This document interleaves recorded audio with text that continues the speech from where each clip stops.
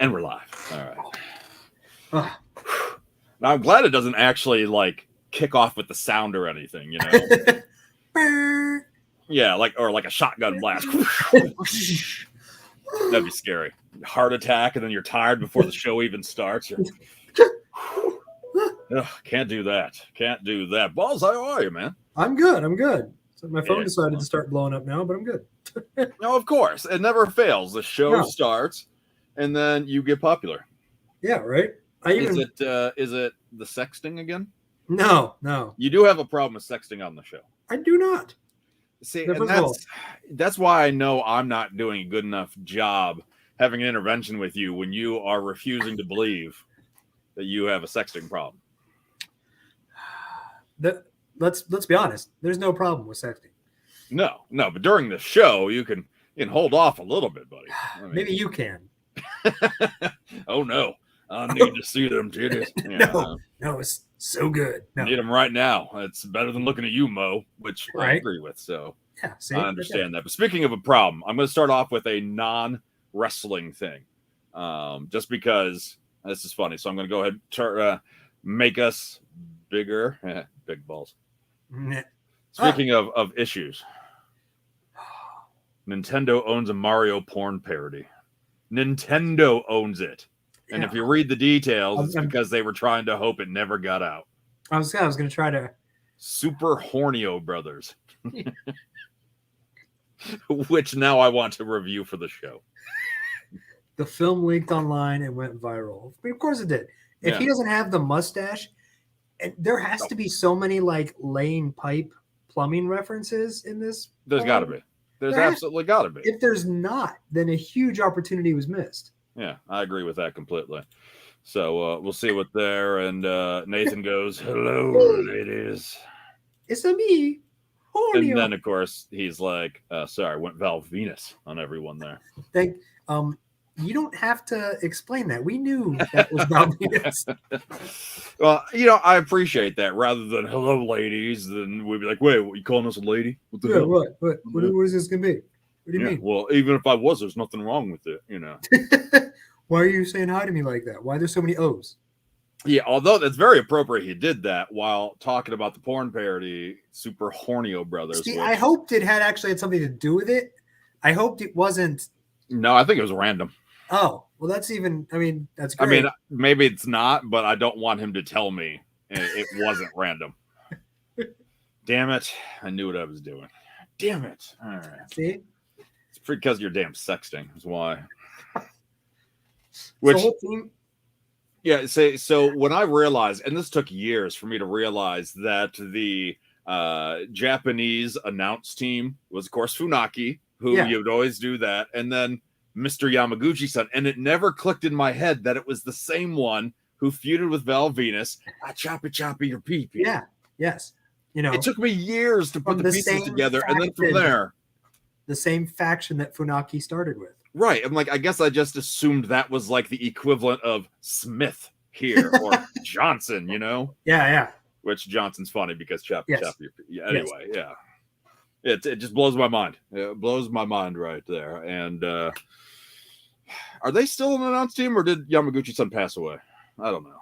I mean, I was just realizing, the other day, somebody talked about like former wrestlers, and then like half the list, I'm like, I forgot that person passed. Ooh, I forgot that guy passed. It's like we've gotten to that age now that too many people have passed. Who did you forget passed?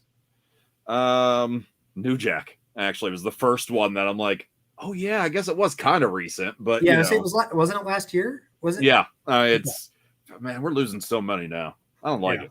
I don't like it. Nathan says, "Indeed." Or did he just say "indeed"?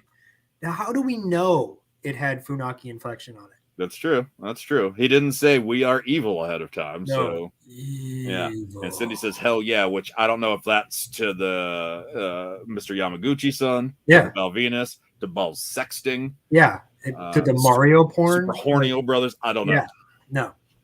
Yeah, nope. I don't really know. Another crazy week for pro wrestling, which I think is going to be the trend now for a while. I think. Well, I think it's a competing crazy week. Like, oh yeah, Let's do this. Yeah. This is it's very interesting. This I said this before, I'm going to continue saying it, that AEW is now in the WWE position, or like the WCW position, and WWE is in the WWE position back in the Attitude Era, where WCW took all the stars. Little different than what we now like. A lot of the stars that they're bringing over are more underutilized with great potential. But all the same, WWE is like, okay, we're going homegrown. We're not bringing talent in. We're going to build our own stars, and exactly what they decided to do on NXT this week. Oh yeah, definitely. Did you watch the show this week? Yes, I did get to see it. Okay, so because I have a couple items about NXT. We'll get to the overall thoughts in a moment, but the first one I want to talk about is Rex Steiner having too cool of a name.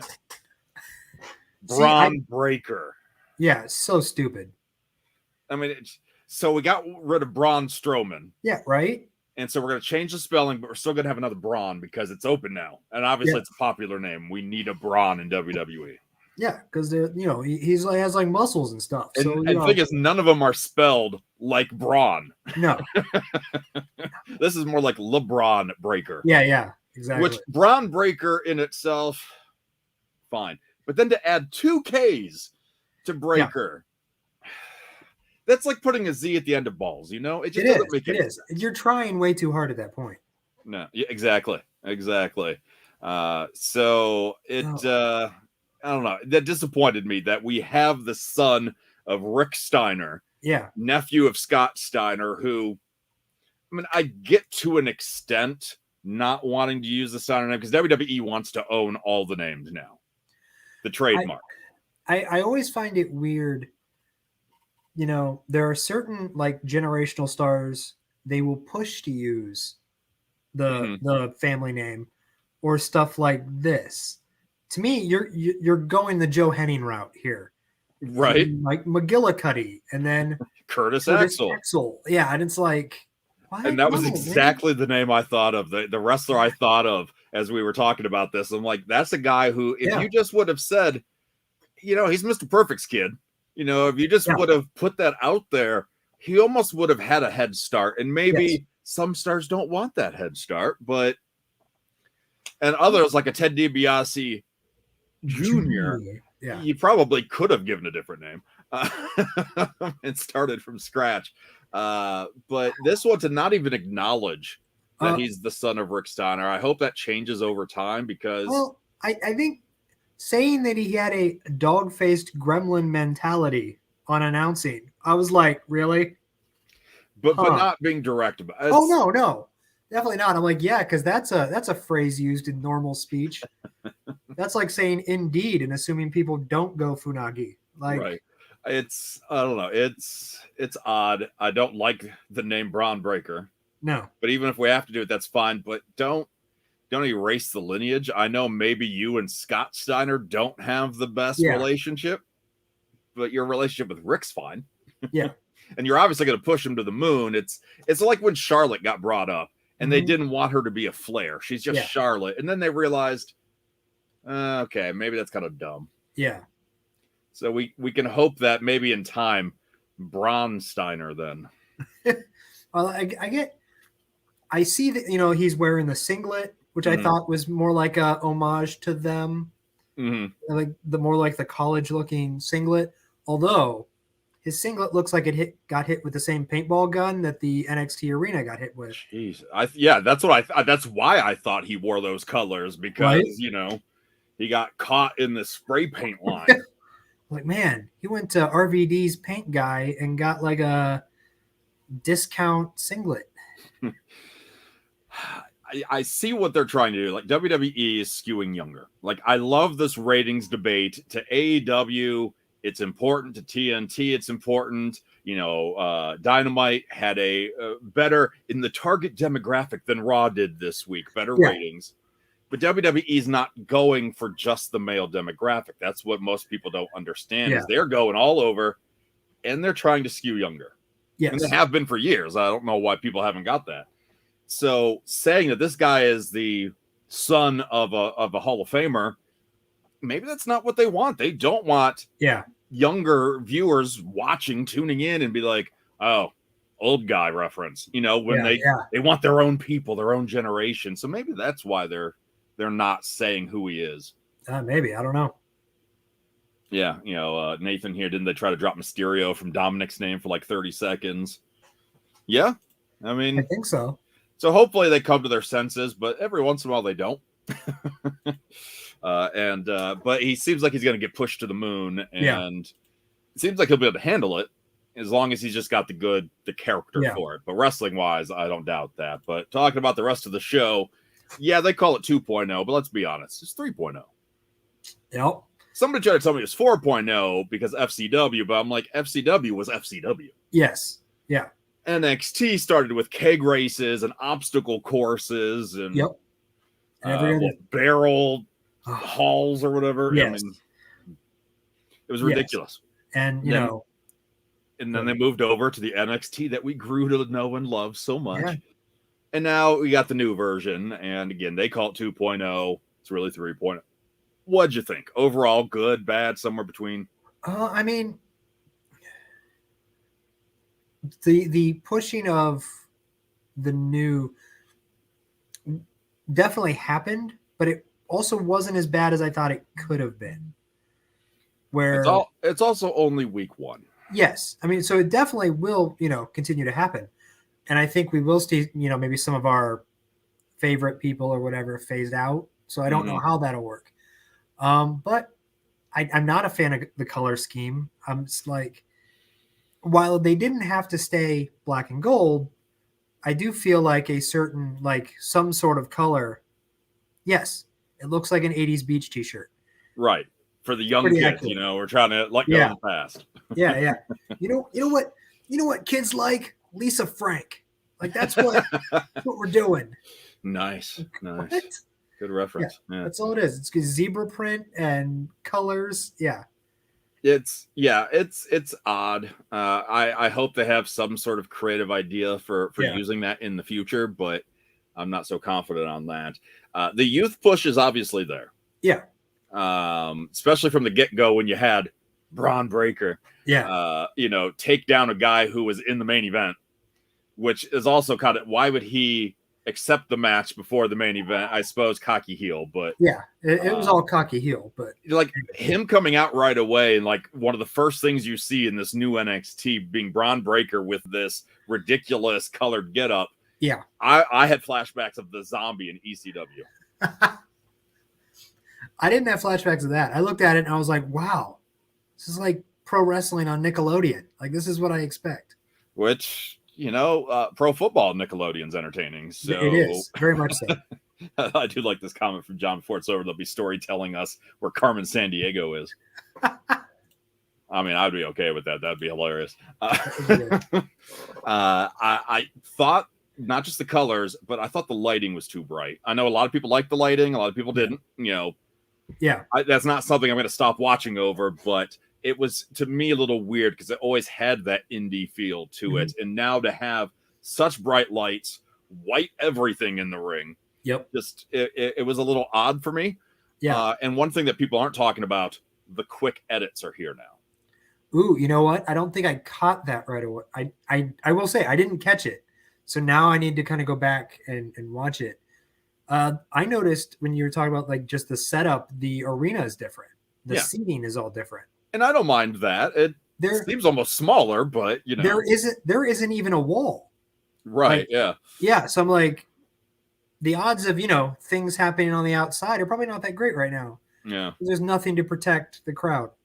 Or the crowd will just fall over and one drunk guy. It'd be like that cat at the soccer game or the football game, the NCAA game. As soon as I saw the seating, it reminded me of the Lucha Underground Temple, where there was no divider between the crowd and the ring, except for that was cool, and this was this. But it was same. And there was also a bit of a gap there too. And maybe on TV it's hard to really, size the gap there in NXT. But I forgot which match it was. It may have even been the main event where there was two guys that were exchanging punches. And every single punch they were doing the edit over again. And I'm like, that's one production element I really wished had not gone over to NXT. That one is, it's like where there's the camera switches. Exactly. Like, oh.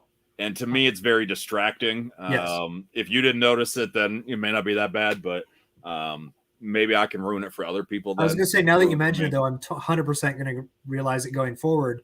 And I'm probably just used to it from Raw and SmackDown. Mm-hmm. But and what do you think about this youth movement now with the champion being Tommaso Ciampa?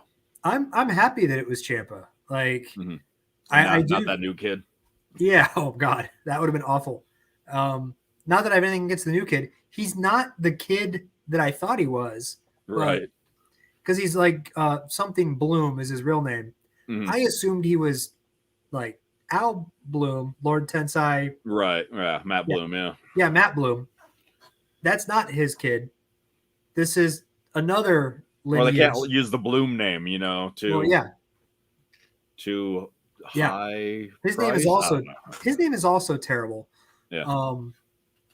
Ciampa's a cool. He's a good get as the champion because he's probably going to start feuding with some of those young talents like Bron Breakker, and others. And he's going to be a great teacher to help lift them up. Now, what happened with Samoa Joe, I don't know, with him needing to vacate the title due to injury. Yeah. We're wrestling fans, so we're skeptical to begin with. But again, youth movement, all of a sudden, Samoa Joe has an injury and has to relinquish the title. There's something fishy. And if he is legitimately injured, poor son of a bitch. Jesus. Right? Yeah. That's the friggin' worst. And I really didn't think it was going to be Tommaso, just based off the youth movement and everything going forward. Yeah. Like, why are they, if he's not really hurt, why take it off one, grizzled veteran champion to put it on Ciampa? Like, is Ciampa supposed to be more beatable? Which I don't know if that's the case. I mean, Joe maybe has just been built up to be this badass, and you don't want to, these young stars maybe don't have enough promise for that yet. I don't know. Yeah, I don't know. It's hard to say, but he is a good choice. I really did expect it to be LA Knight or Kyle O'Reilly, though. I was rooting for Pete Dunne, but I expected one of the other two. Of course, Kyle wasn't even in the match, so I expected it to be LA Knight. I'm like, he's going to be the new brand champion because he's so Vince's type that I was like, yes, this is what's going to happen. The mic skills similar to the Rock. I mean, and the terrible name, LA Knight. That's the same type of Bron Breakker type of. Now I will tell you, the wrestling was still what you expect from NXT. Yeah. Just you had a lot more fresh faces, noobs in it that it's hard to get behind them because this is our first or maybe second exposure to them in some cases. But one thing NXT definitely got right, and I'll say this out loud. This was my favorite all-time pro wrestling wedding. I laughed my ass off so many times during that wedding. and seeing everybody else like lose it when Dexter Lumis finally spoke. And him opening up the coat, he's got the axe there, warning people that who speak now or forever hold your peace, and like the majority are starting to raise their hands until he threatens them. I don't know that the flashy Japanese wrestler, but him coming out, and then him having the ring, and why do you have the ring? It just, I don't know, like everything about it cracked me up, and I didn't know what to expect. I'm like, are we going to get a heel turn? What are we going to do? But no, it actually was successful. It was fun. I give NXT and whoever was responsible for that segment a lot of credit. No, definitely. It's one of those ones that makes you wonder what happens next with it. Because normally what happens after a wrestling wedding is there's aftermath and feuds that come out of it. No. They're like a happy couple. and it ended on a happy note. It just it's weird. Austin Theory came back. I'll let you take care of this, Ballz. Dan's a noob. It's first time listening to this particular podcast. Go ahead and educate him, please. 2 + 2, 4. I don't know what we're educating on, but the Low Blow is a pro wrestling podcast. We do not take ourselves seriously at all. No. Every once in a while, we talk about porn. Mario porn. Lighthearted Mario porn. There you go. We basically just talk about news and what's on our mind and things like that. Pro wrestling since Hulk Hogan. Well, I mean, considering the guy never really leaves. That's true.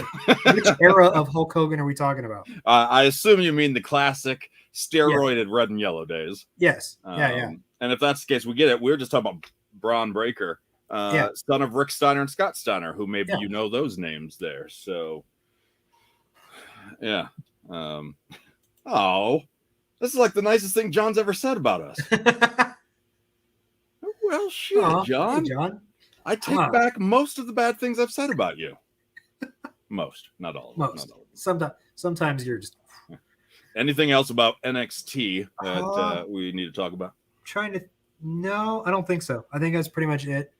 I think we just wait for week 2 and see. There's going to be a lot of changes still to come. So that's what I'm thinking. We need a good month before we can really kind of gauge how this works. They're not calling it. I won't. They're not calling it the CWC anymore. It's now just, the NXT Pavilion or whatever it was called. Mm-hmm. Yeah.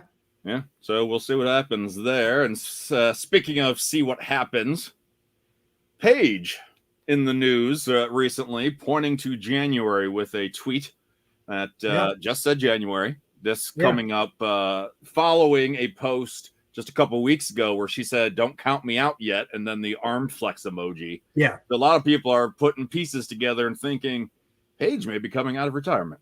I'm thinking that January is probably when she's out of contract, is my guess. Like, it's going to be one of those things where WWE will not let her perform.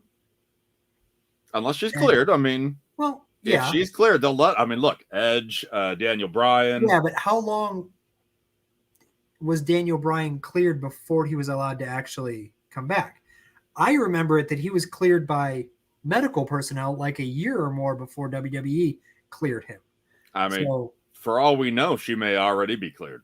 That's what I'm saying. Is like other medical experts may be like, yeah, you're good, but WWE is a little bit more hesitant, rightfully so for the most part. Or they just don't want to bring her back and interrupt storylines right now. Yeah. And January is the Royal Rumble. That's correct. She comes back at the Royal Rumble, kind of like Edge did. That's a big deal. Absolutely. Or her contract's up, and then somebody else lets her wrestle. AEW, Impact, Ring of Honor, NWA. So if it's not WWE for Paige, where does she go? Back to her parents in England, into their back to that one in the UK. Yeah, they're her parents' company in the UK. Yeah, no, I don't think so. Not this time. I think the obvious answer is always AEW, but I don't know if she's one that I would be like, yes, AEW. No, I think there's huge women's pushes in Ring of Honor and NWA right now. Yes.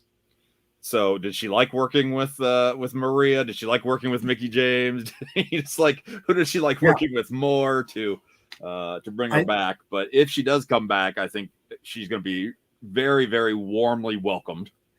I agree. And no matter where she goes, she will do well. I could see her going the Chelsea Green route where she's more of a free agent. A little bit everywhere. Hopping around. Yeah. Okay. I can see that. Well, we'll see if that is the case or not. I mean, wrestlers love to tease these big announcements, and then you get like the inspiration, the former Iconics, which I guess it's kind of cool that they had a pop musician create a song for them, but that was the big news. People were expecting some sort of announcement of we're going to be AEW. We're all a leader. No. Yeah. Instead nothing of like that. Theme song. Bray Wyatt says we're going to see the real side we've never got to see of him before. Very soon. So, it's a good time to be a wrestling fan. Yeah, no, definitely. I mean, maybe not a WWE fan, but it's a good time. How do you feel about, and I don't know that we've talked since Mick Foley basically gave his speech about, WWE needing to do something about how, if an independent star coming up now would look at the companies and go, maybe that's not where I want to go. I don't have faith that they have my best interest at heart, or they have faith that they will right. promote me or take care of me the way I should be. This other company over here seems to be, the new hotness, where you can kind of go and be yourself a little bit more creative direction. And then Booker, from what I understand, Booker pretty much agreed with him. We're like, yeah, there are changes that have to be made. Oh, I would say they're both absolutely correct there. Do you feel, and as do I, do you feel that WWE understood that, or do you think they were like just completely tone deaf? Both. I think there are certain individuals that are doing this youth movement and this homegrown talent movement for the right reasons. Because again, you go back to the Attitude Era, right before the big boom happened. That's what WWE was forced to do, is go in-house. And so I think there's some people that realize this is how we regrow. Not everybody can have this huge lucrative contract that AEW is offering. If AEW can pay all those bills, awesome. But WWE realizes they can't. So I think there's some people that are doing it for that reason. But I think there are others that are just so tone deaf with what's going on that they think that this is what we got to do. Nobody wants to see. And to me, it's an outdated term, but vanilla midgets, the people that are less than 6 feet tall that can wrestle, but don't have an exotic look maybe, or, they're not overly stacked or whatever. And maybe there was maybe they're right. Maybe that trend does move on now, maybe not, but I think it's probably just a really bad mix. I think the people at the top that aren't involved in the day-to-day stuff have the right idea, but I think it's a lot of the backstage people that control day-to-day that are like, oh, nobody wants to see that. Nobody wants to see 2 under 6 foot wrestlers go at it. Yeah. And that's sad because, Ricochet and Cedric Alexander had an outstanding match on Main Event. What was it, this week or last week? But I just want to see a good match. That's all I want to see. Yeah, like a month or so ago, I think it was Ricochet and Mustafa Ali. Yeah, doing like a best of 5 or whatever series, just trading it back and forth, and that was great.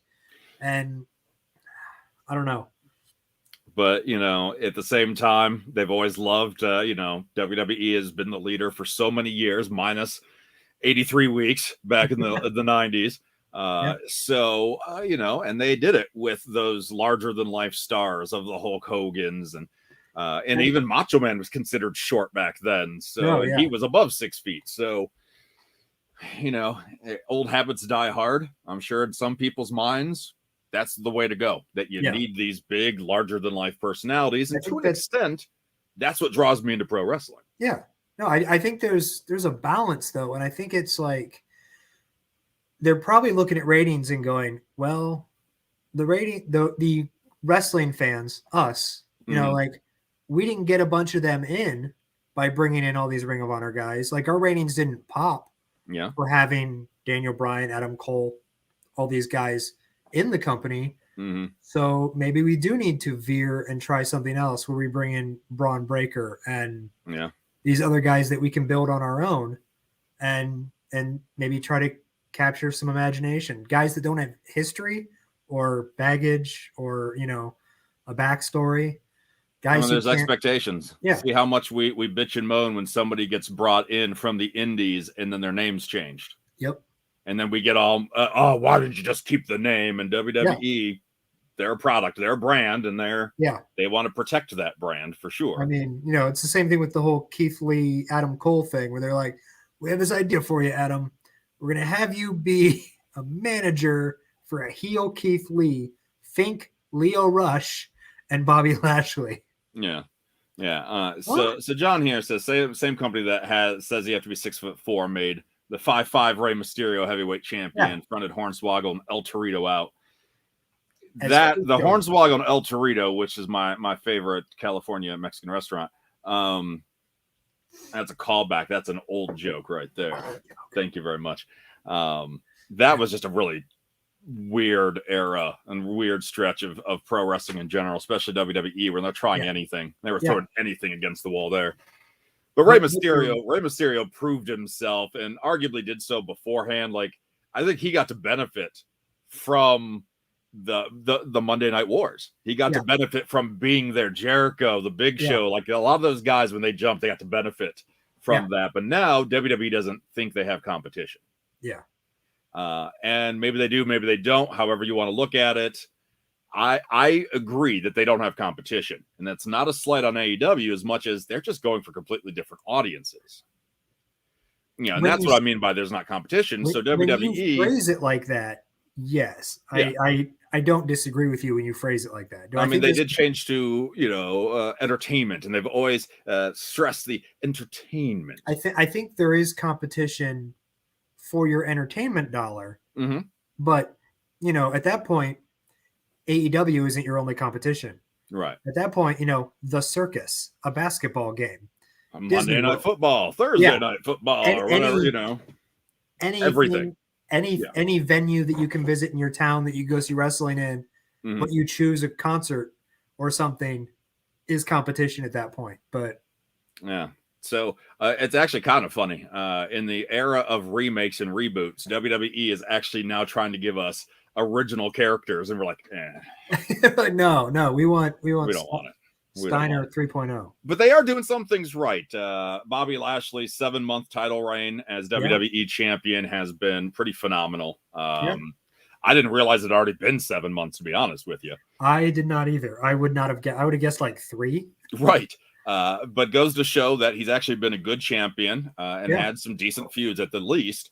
And of course, this week we saw that title reign come to an end with Big E winning that championship, and that's got to be. I got goosebumps just thinking about it right now. Yeah, no, that's fantastic. Like one of the, and you see Twitter, you see like social media, like one of the nicest guys you could ever, backstage, one of the best guys to be around, and he finally gets the title, and I think it's just a great feel good moment. And I hope is it wrong that like the skeptic, jaded part of me is like, yeah, you brought Big E to Raw right before the draft. One of the New Day's going to SmackDown. Like, they're not going to let them have that together, the three of them. Sorry, Xavier Woods, you're going to SmackDown. Which some people will like that, though. I mean, there's a lot of people. I mean, you've seen the comments here on this show for years. A lot of people want the breakup, which is not going to happen. If it's up to the New Day, it's never ever going to happen. No, I mean, it didn't happen with Big E on SmackDown. They still got together, at the major pay-per-views. Thanks, Dan. Yeah. Like they were still like a unit, but they could still do their own thing. Yeah. But people want to break up. They want to feud. And even then, we've had all 3 members on Wrestling Audio, and they've all said there are ways for us to have matches that don't involve backstabbing. Yeah. And so maybe we see that with Big E as champion now, maybe not. But I was going to ask that question. Yeah. Does Xavier get a shot sometime in the future as champion or not? Does he get a shot to be champion, or does he get a reign? Does he actually get a world title reign? No. I don't think so. I think maybe at the best he gets the King of the Ring that he wants so badly. However, if you want something so badly, the odds of them actually doing it are not great. So I don't know, but no, I don't believe so. I think of all of them, I was going to say he probably has to be the most patient, but I don't know if that's the case because Kofi put in like 14 years of patience in the company to get to that point. Yeah. But it's one of those, like, I think maybe down the line they would consider it if he could continue with this course. He's had some amazing matches lately. Yeah. But I also see him being distracted by up, down, down, G4. And I think those other outlets will start calling to him before his time as champion comes. And that might be and maybe you use that at one point is, hey, we have this champion that's doing all this outside stuff. But also, I could see it, his popularity elsewhere hitting before his popularity as a solo act. Nobody's bigger than the company. That's a big thing right now. And he's established himself outside of the company, which, he's not doing anything in spite of the company. No. But if they do have a champion who is maybe doing too many projects without WWE approval, then I could see, unfortunately, some backstage issues. Do you think it's funny? And they just had the the group with Cesaro, Woods, Tyler Breeze, and Adam Cole just recently kind of broke up on Up Up Down Down, and obviously it was because Adam Cole went to AEW. But is it funny that Breeze was still allowed to be on it for all this time? Like, we fired you, but we're gonna let you play Uno with your guys, as long as you don't go anywhere else. I mean, if Tyler Breeze does jump, is he going to be in the main event segment of AEW? No. I hate to say, the guy's great. I love the character, but no, I don't. But Adam Cole jumps over. All of a sudden, people are like, "Oh, main event segment." Yeah, exactly. I mean, so I get it. I get it there. But it's a good observation there. It's like one of those things I forget that Tyler's not in the company, but yet I know he's not in the company. Yeah. So I don't even think about him in that group. That is funny. Any other thoughts about Big E? Like, where do you think he's going to go? Like, we got Disney World. Probably, hopefully, 3 weeks before the draft begins. So it looks like it's going to be mostly the same rosters, but then they pick or they say, we're staying on Raw. Like, that's how I think that they're describing it this year. Oh, okay. So, SmackDown could try to pull Drew McIntyre over, but Raw could be like, no, we're saving it. I don't know. Okay. They'll probably change their mind a million times by then. So you got 3 weeks of Big E on Raw as champion anyway. Yeah. No, I think Big E will probably stay on Raw. I think that's kind of how they're going to build that. You just don't want to put him with Roman yet. Roman will stay on SmackDown. I think that's another. They got to get creative in that main event scene. Yeah, because you got USA Network, who's been your home for God knows how many years, the majority of your Raw existence, and then SmackDown. That's the one that's actually been the ratings, giant lately. Giant is kind of a loose term, like mid-level giant. Yes. So you don't want to take too many away from that one. You don't want to, Brock. And you got Edge on that show now, Roman, of course. But you got to pull somebody over to Raw, right? Yeah, right. Oh, yeah, definitely. Seth Rollins comes back to Raw. I was going to say it's probably Seth, based on what I'm thinking. And that's you almost. Do you have to play? Not. I'm right here. You don't have to miss me. I'm right here. Drew, you're sweet. Thank you, sir. Do you have to play? Are you trying to think of the word I want to use? But the odds of Kevin Owens staying in January aren't great. Rumors of Sami Zayn leaving around the same time aren't good. Yeah. I mean, even from what I understand, Johnny Gargano's contract is up before the end of the year. Do you make these drafts assuming that they're leaving? Do you try to fill their spots or bring people in to kind of replace Owens? Owens can main event any show he's on. Mm-hmm. So do you need a main event level person to take that spot? Or do you obviously use the next 2 months, 3 months to try to build somebody up to that level to take Owens' spot? I did wonder on NXT this week, by the way, if that would end up being like Gargano and Candice LeRae's swan song. Mm-hmm. If, that's one of those John, he's shortened his name to John. If that was it, like that was the swan song. Candice may come back after she gives birth, but Johnny may be written out now. Yeah. And I would hate to see that, but at the same time, I've always been a guy, like, if somebody's going to leave, you put him in a storyline and put over that young talent. So if Kevin Owens is going to leave, you let a young talent like Cesaro, or maybe it is somebody new. Maybe it is an Apollo Crews, somebody a little bit lower on that tier that needs the bump up. Yeah. Mm-hmm. But WWE hasn't done a lot of that over the last couple of years. It's been more, if you're gone, you're gone. Yeah. It's not leaving on your back. It's just, leaving out the back. Like, just go.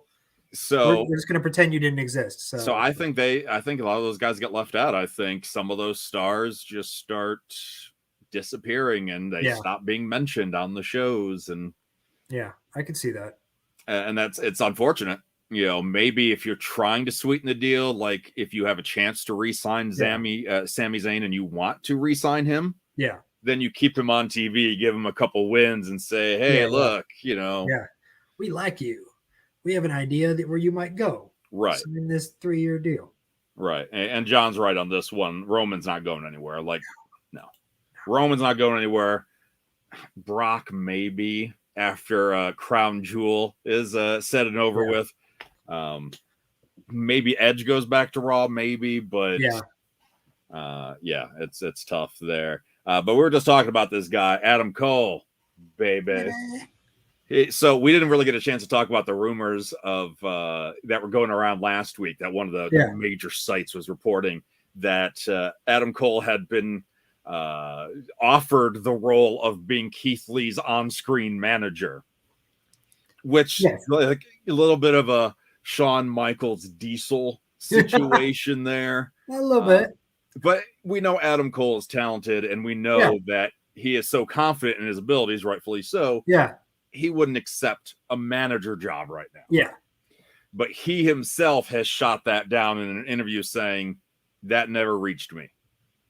So if it's true, this idea, that was probably just a writer who thought of it, pitched it, because they pitch ideas all the damn time. Yeah.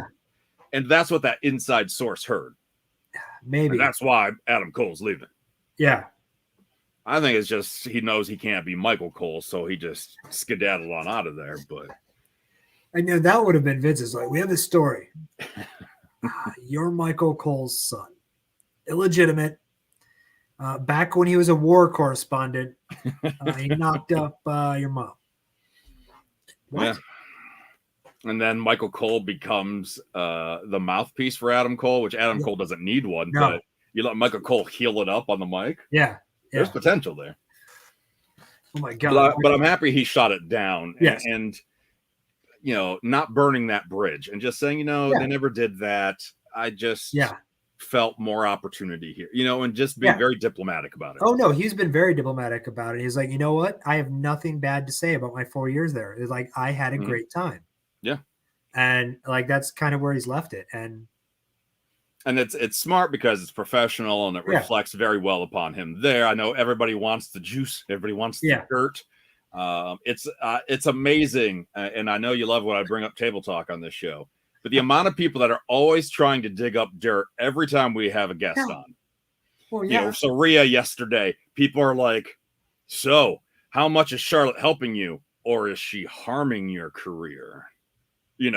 Like every single week. And those comments don't make the screen, of course, because that's not what we do. But people want that. They want to find that headline and say, I inspired that. Yeah, right.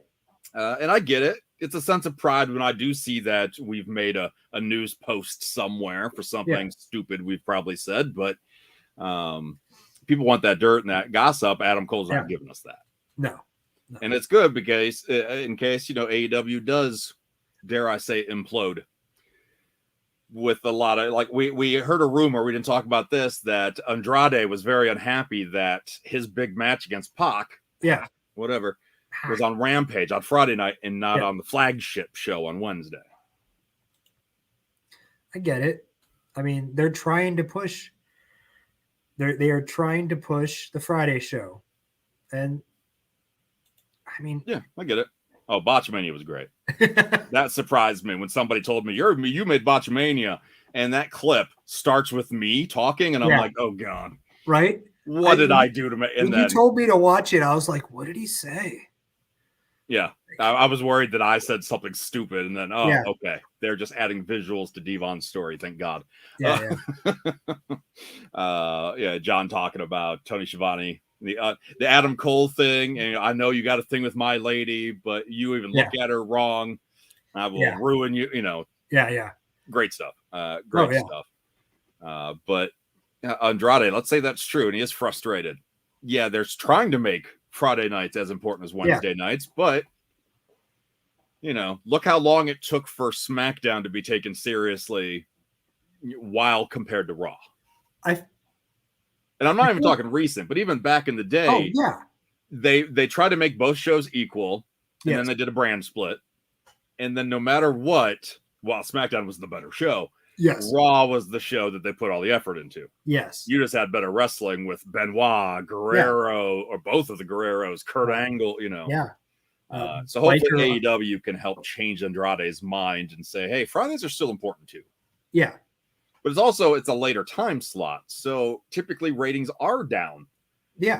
And Rampage has seen a slight decline over the last couple of weeks.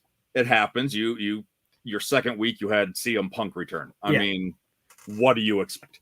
You can't compare. Like that's the anomaly, not the average. Right. Like, you can't be like, oh man, this Pac Andrade match didn't measure up to Punk coming back. You're like, no kidding. Yeah, but I stand by the statement. I've been saying this for a while now. There's a lot of talent, and Wednesday night and Friday nights for AEW, you're getting a lot of the same stars. CM Punk on commentary, CM Punk doing this, Jericho on both. You're seeing a lot of the crossover stars and the repeat stars. There's got to be some youngins that, or people that jumped over that aren't getting the love they want to get. Yeah, no, definitely. I feel like they're trying. Like, I don't know. We'll see. I will say NXT reminded me of AEW this week because like every group added people this week. It wasn't because obviously we've had God, I'm drawing a blank here. Not Hit Row, but the group that they're feuding with. Legado del Fantasma. Thank you. I kept thinking of like Phantasma, and I'm like, no, that's not right. They added a person recently, but then the group with Roderick Strong in it, Dynamite, they added more people. It's just like every group got bigger this week. Yes, and I'm like, wow, this is so AEW right now. That is so much talent. Now, only if they had a heel faction. Had nothing to do with one another. The guy who won the breakout tournament, him adding his friend out of nowhere. Yep. I need someone to watch my back. And I was like, hey. And then the guy's like, no, this isn't you. And then they beat down a heel. Yeah. Then he was like, I'm about it. I'm like, what? And then the two of them got cheered for beating down the heel, which I'm like, God, this is so weird. Right. Yeah.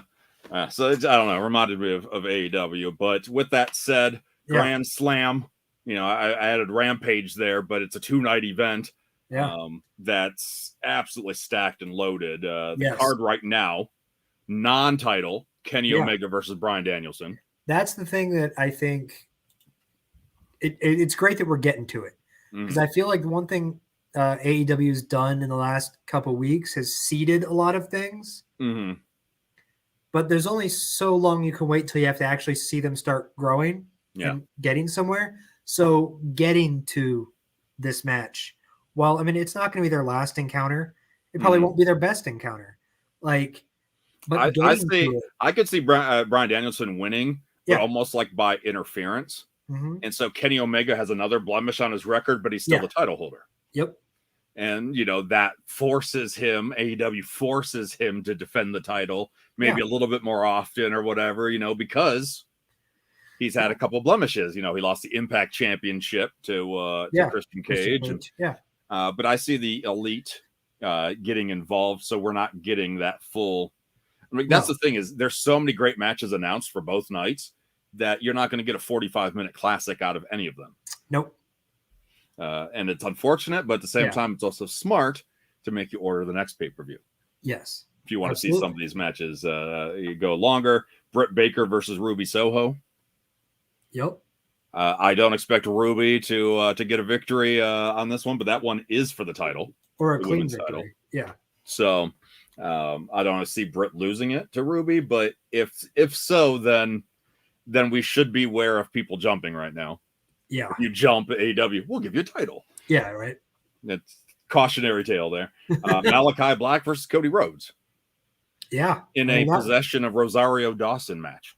Yes. Okay, Rosario that may not be the stipulation, but it should be. Rosario in a shark tank above the ring. You know what? Let's go old school. Rosario Dawson on a pole. Yeah.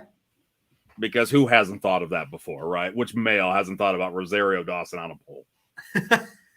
I'm not talking about, never mind. For a guy who sex a lot, you didn't follow my joke. Oh, I got it. Brian Pillman Jr. versus MJF. Yeah. Hasn't been a ton of build, but enough to get us to care. So yeah, I mean, you got 2 weeks of it. Like that's. And then of course Sting and Darby Allin versus FTR. So that's just one night, by the way. Yeah, and that I feel like, I mean, obviously you trust FTR to give Sting a pedigree, pile driver. 62 years old or whatever, taking a pile driver in the middle of the ring, a dude with neck issues. Like this is how you get a crowd to go, ugh. Like that was unnecessary. There's like 17 other moves you could have done. Yeah, I think it does help with the age, but the exact same thing when Daniel Bryan came back. Yep. They kept doing those suplexes that would drop him on his shoulders. Yep. And we're like, what are you doing? This is not okay. Yeah.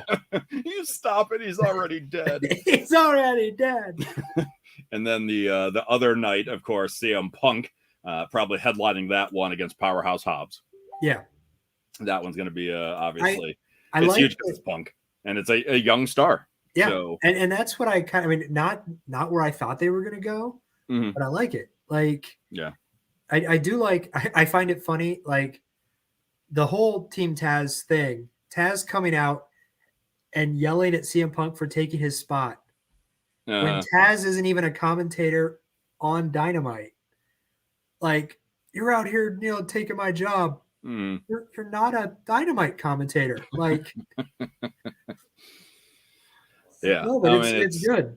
It's good. I think this will build. I think we'll get Hook and Punk here eventually in a couple of weeks, next month or so.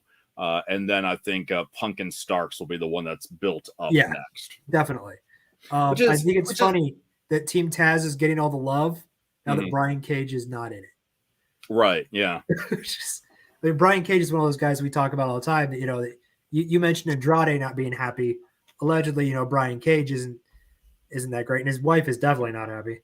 But yeah, I mean, he's a guy that probably would do well in WWE, and while he's worked so many other spots, he's a world champion. That size, world champion in Impact. I think he was world champion in Lucha Underground, if I remember right. Yeah. And then, of course, the FTW champion and whatnot. Yeah, of course. But just so much other talent in the way.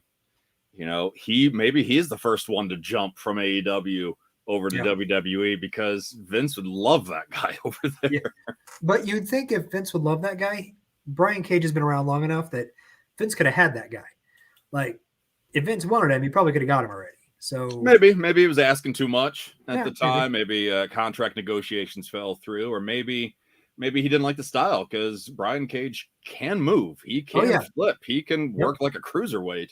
And Vince doesn't like his big guys working like that. So maybe he's like, hey, when you want to slow down, when you want to calm down in the ring, you give us a call. When you want a longevity for the remainder of your career, you call us. Yeah. So we'll see what happens there. Adam Cole and the Young Bucks versus Christian Cage and Jurassic Express.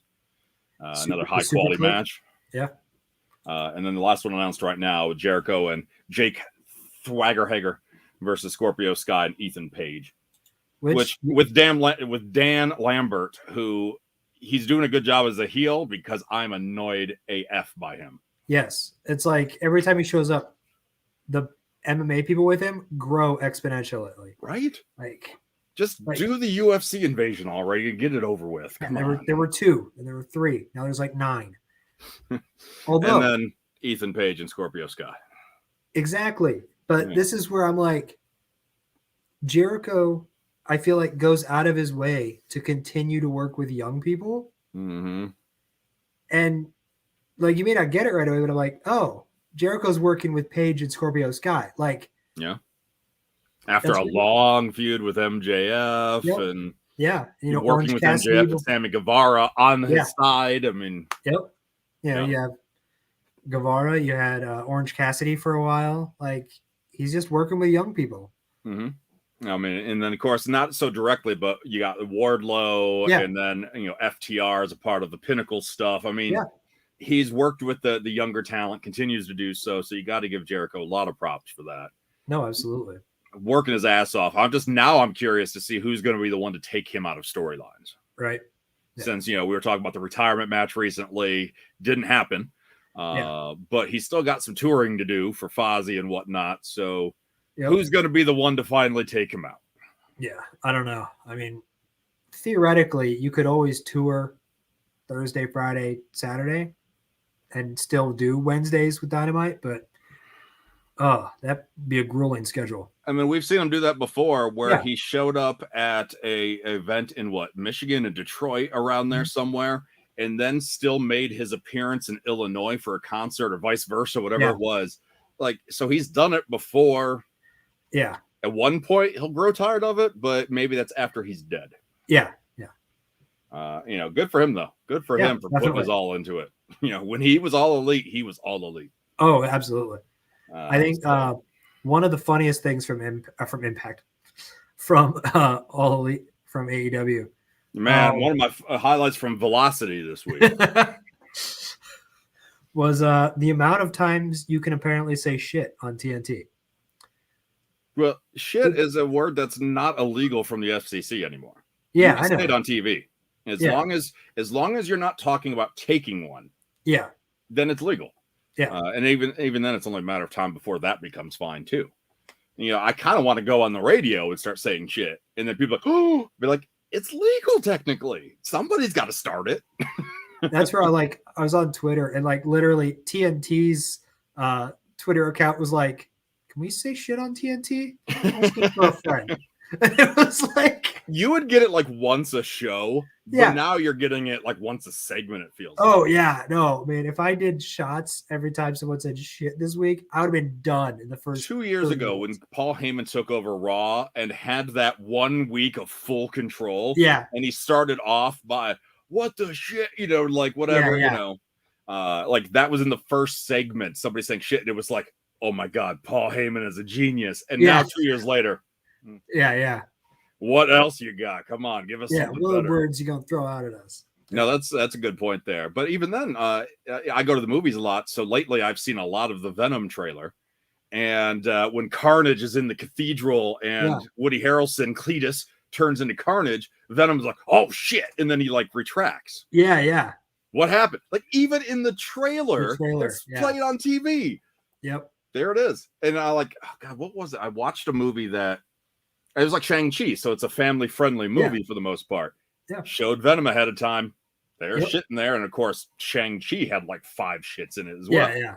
Yeah. That word's no big deal. That shit is expected now. That shit's expected. Yeah, we can say that on this show. Yeah, we can. 1, because it's the internet, and 2, shit don't matter. No. Yeah. That's a good observation there. Now, I wonder, we should turn that into a drinking game next week on Dynamite. Yeah. AEW Dynamite. Even if you don't drink alcohol, just take something, get some soda, some pop, and take a shot every time. You'll be hyped up on sugar in no time. And peeing like a racehorse by the time the show ends. Just oh my God, I can't. Yeah. Yeah, and John's last thing here talks about when Lesnar returned, Cole was like, oh shit. Now I remember, that Pat McAfee's like, just say it, Cole, just say it. You're right. But they're definitely more hesitant to say it. AEW, they don't care. No, I think they won't approve a promo unless a shit's in there. I think there's 2 schools of thought on it. Whereas AEW's is whatever, it's just language. And WWE's is more if we say it, it's impactful. Michael Cole doesn't say it unless something really major or startling happens. But AEW at this point, they're going to have to start this is how people talk, man. Drop an F-bomb and let TNT bleep it out. Yeah, we just talk. Not our concern; it's their concern. Talk like normal people. I wonder, hey, can I say shit? Yeah, go ahead. And be like, okay, I got this promo. Ooh, it's not very good. Well, why not? There's no shit in it. You got to shit in your promo. Yeah, gotta throw a little shit in there. Yeah, John, afraid of offending the 10-year-olds that say it in school all day long. It's true. I mean, you got a couple kids that are high school age. They say shit a lot. Not in front of me. They probably do. But they don't edit themselves in front of me. I mean, they. Wow, what a horrible parent you are. Why wouldn't they edit themselves around you? They don't drop F-bombs. They They will talk, but they don't drop F. When they game and they're like on Twitch, they edit themselves because I think it's hilarious. And they're like, they just say words, and I'm like, that's not what you wanted to say. They're like, I know. That's good. That's good. You should just like when they start gaming, just watch them. Yeah, you're like, what are you gonna say there? Yeah. When you say, wow, that guy really owned you. Wow. You're not very good, are you? You should do that. And then tape it, like record it, live stream the reaction for us. Yeah, no, I will. Totally. Excellent. I love it. I love that shit.